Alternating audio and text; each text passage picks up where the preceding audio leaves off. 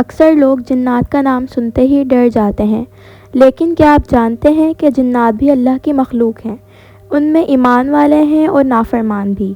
آج کا قصہ کسی خوف کے لیے نہیں بلکہ سمجھ، ایمان اور حقیقت کے لیے ہے۔ یہ قصہ ہمیں بتائے گا کہ جنات کون ہیں اور قرآن ان کے بارے میں کیا کہتا ہے۔ جنات کی پیدائش۔ اللہ تعالیٰ نے انسان کو مٹی سے بنایا، فرشتوں کو نور سے اور جنات کو آگ کی لپٹ سے پیدا کیا۔ یہ آگ عام آگ نہیں تھی بلکہ ایسی آگ جس میں دھواں نہیں تھا۔ جنات انسان سے پہلے زمین پر آباد تھے، ان کے پاس بھی عقل ہے، سوچ ہے اور اختیار ہے، اسی لیے وہ نیکی بھی کر سکتے ہیں اور گناہ بھی۔ ابلیس کون تھا؟ ابلیس جنات میں سے تھا۔ وہ بہت عبادت گزار تھا، اتنا کہ فرشتوں کے ساتھ عبادت کرتا تھا، لیکن اس کے دل میں تکبر تھا۔ جب اللہ نے حضرت آدم علیہ السلام کو پیدا کیا اور فرشتوں کو سجدوں کا حکم دیا تو ابلیس نے انکار کر دیا۔ اس نے کہا، میں آگ سے بنا ہوں اور آدم مٹی سے۔ یہی تکبر اس کی بربادی بن گیا۔ شیطان بننے کا آغاز۔ اللہ کے حکم کو رد کرنے پر ابلیس شیطان بن گیا۔ اس نے اللہ سے مہلت مانگی کہ قیامت تک انسانوں کو گمراہ کرے گا۔ اللہ نے فرمایا، میرے نیک بندوں پر تیرا زور نہیں چلے گا۔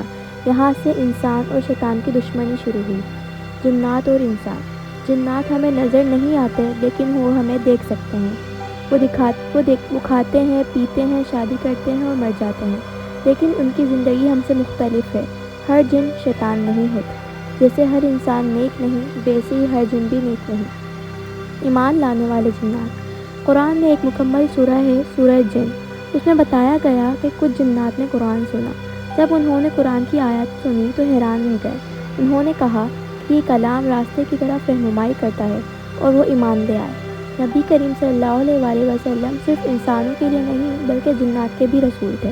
ایک رات آپ صلی اللہ علیہ وسلم نے جنات کو قرآن سنایا اور انہوں نے غور سے سنا اور ایمان قبول کیا۔ یہ جنات اپنی قوم میں واپس گئے اور اسلام کی دعوت دی۔ یہ ہمیں سکھاتا ہے کہ اسلام سب کے لیے ہے۔ نافرمان جنات۔ کچھ جنات ابلیس کے پیروکار بن گئے، یہی شیطان کہلاتے ہیں۔ ان کا کام وسوسے ڈالنا ہے، ڈر پیدا کرنا ہے اور گمراہی پھیلانا ہے۔ لیکن یاد رکھیں، شیطان صرف وسوسے ڈال سکتا ہے، مجبور نہیں کر سکتا۔ جنات سے ڈر کیوں؟ اکثر لوگ ہر مسئلے کو جنات سے جوڑ دیتے ہیں۔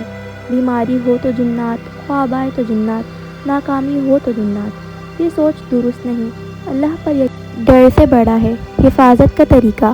نبی کریم صلی اللہ علیہ وسلم نے ہمیں سکھایا، آیت الکرسی پڑھو، سورہ فلق اور سورہ ناس پڑھو، بسم اللہ کہو، فجر اور مغرب کے اذکار کرو۔ یہ سب شیطان سے حفاظت ہیں۔ اصل دشمن کون؟ اصل دشمن جنات نہیں بلکہ ہمارا نفس ہے اور شیطان کے وسوسے ہیں۔ جب انسان اللہ کے قریب ہوتا ہے تو کوئی جن نقصان نہیں پہنچا سکتا۔ ہمارے لیے سبق۔ یہ قصہ ہمیں سکھاتا ہے جنات بھی مخلوق ہیں، سب جن برے نہیں۔ ایمان انسان کو مضبوط بناتا ہے۔ اللہ سب سے بڑا ہے۔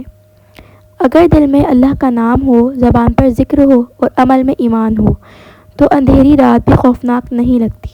اللہ ہی کافی ہے۔ اللہ ہمیں شیطان کے شر سے بچائے اور ایمان پر قائم رکھے۔ آمین۔